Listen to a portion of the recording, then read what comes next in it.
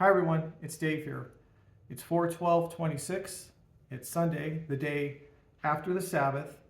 And what we're going to do is we're going to begin counting the weeks. We got to count 7 weeks. And then on the 50th day, it's a day of no work.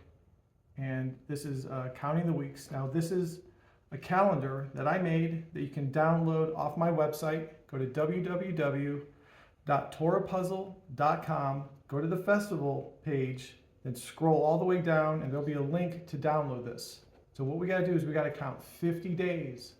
Then on the 50th day, it's no work. That's May 31st, 2026. It's a Sunday. So look ahead, check your schedule. I know it's a Sunday, but you may have to work. Call it off. Schedule ahead. If you can do it tomorrow or on Monday, schedule this day off. We don't work on that day. Okay, so you can download this calendar. Cross the days off. If you say, no, I just want to count the weeks, set an alarm on your phone. Say week 1, then have it go off on the 14th. Week 2. Okay, so how this calendar is set up, we got the days at the top. The day we're counting, 1, 2, 3, 4, 5, 6, 7. But the actual day of the month right here, 4/12/26. So you can keep track. Wait, which day are we on the actual calendar? But where does that link up to the day that we're counting, the 4th or the 5th? What day is that? So that's how this works. So go ahead, download this, print it out, and count each day or count the week. But this is just another law that we have to follow. Leviticus 20, verse 22, Leviticus 26, verse 14. God said, follow all my laws. So we have to just count some days. Are they counting them? Now, here's the glitch. According to traditional Judaism, they're at day 8 already. For some reason, they counted after Passover, but that's not how I'm establishing the count, how I see it.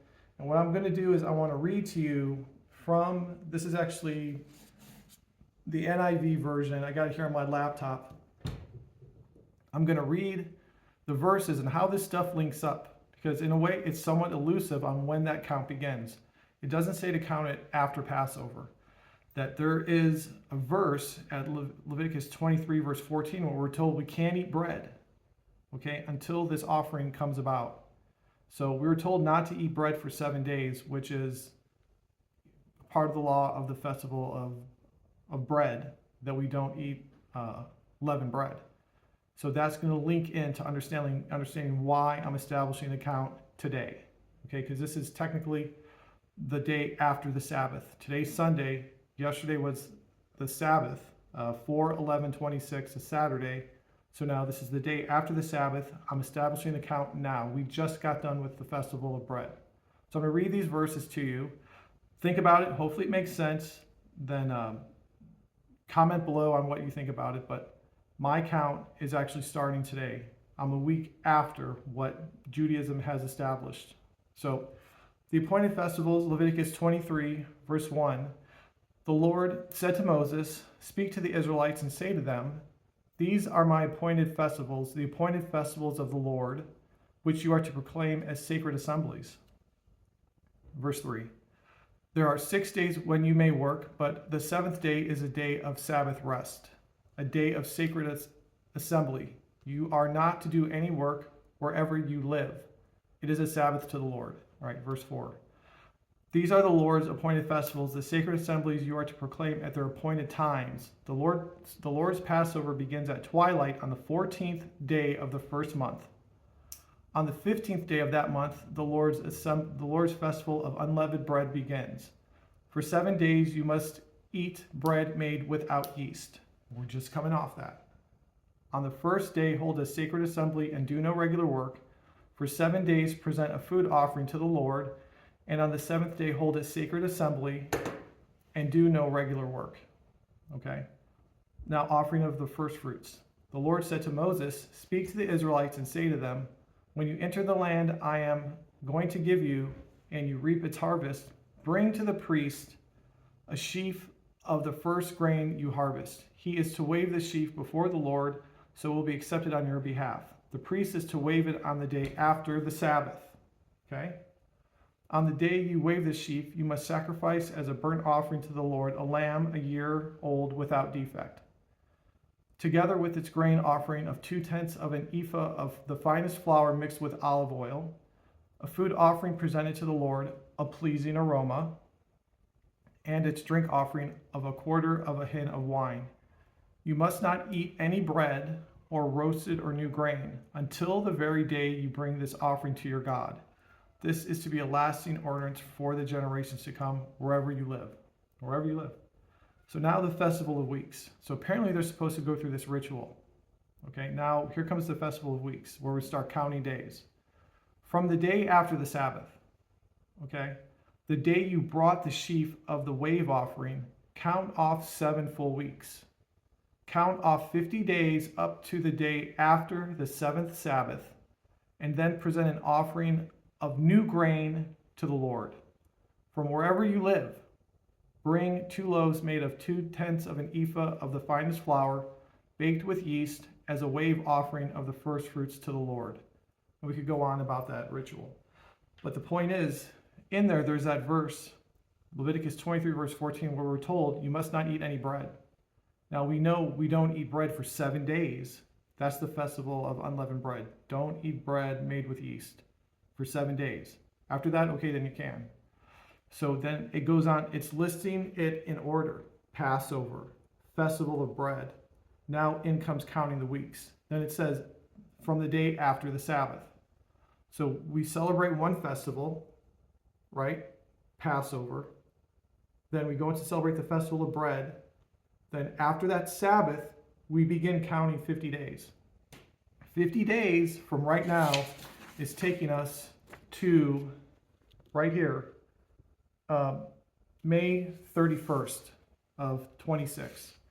So that literally is when the wheat harvest will be ready, is right at the end of May, the beginning of June. So it literally lines up perfectly. If we go a week prior, like what current Judaism's doing, they're going to be a week behind. They're going to be ready at May, they'll be ready here. This is where they'll be. 5/24. You know, will it be ready by then? That's cutting it super close.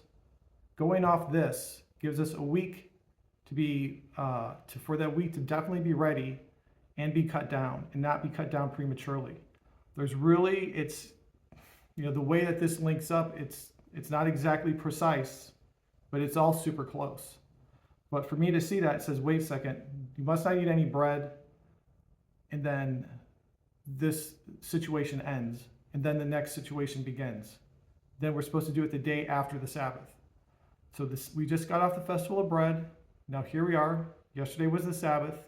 So now this is the day after the Sabbath, 4/12/26. So we begin our count now. This makes the most sense.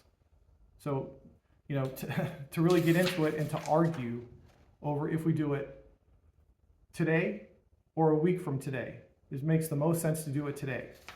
The festivals are listed in order, and why would we start a count?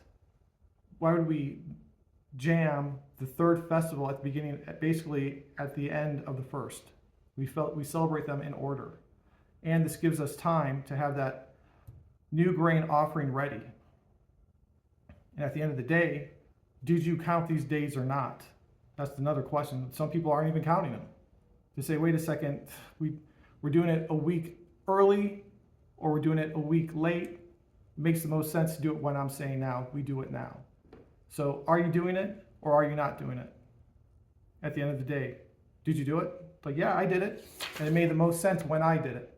I did it in its time from one festival to the next, and I waited. You said to do it the day after the Sabbath. Okay, and then looking at when the new grain harvest hits, this lines up perfectly. So I hope that helps. Again, this is Dave Valentine. Go to www.torahpuzzle.com, go to the festival page, go to the bottom, download this calendar, and begin counting the days. So here you are, day 1. Count the weeks. If you want, set an alarm on your phone. Set 50 alarms for every day. Count day 1, count day 2, count day 3. Just count those days. So why are we counting them? God said to do it. Leviticus 26, verse 14, Leviticus 20, verse 22, God said, follow all my laws. This is something very simple for you to do. We're just counting some days. Did they do it or did they not do it? And you're going to do it, and you'll count every day, and you'll get an A+ for following this law of counting 50 days. Then take the 50th day off.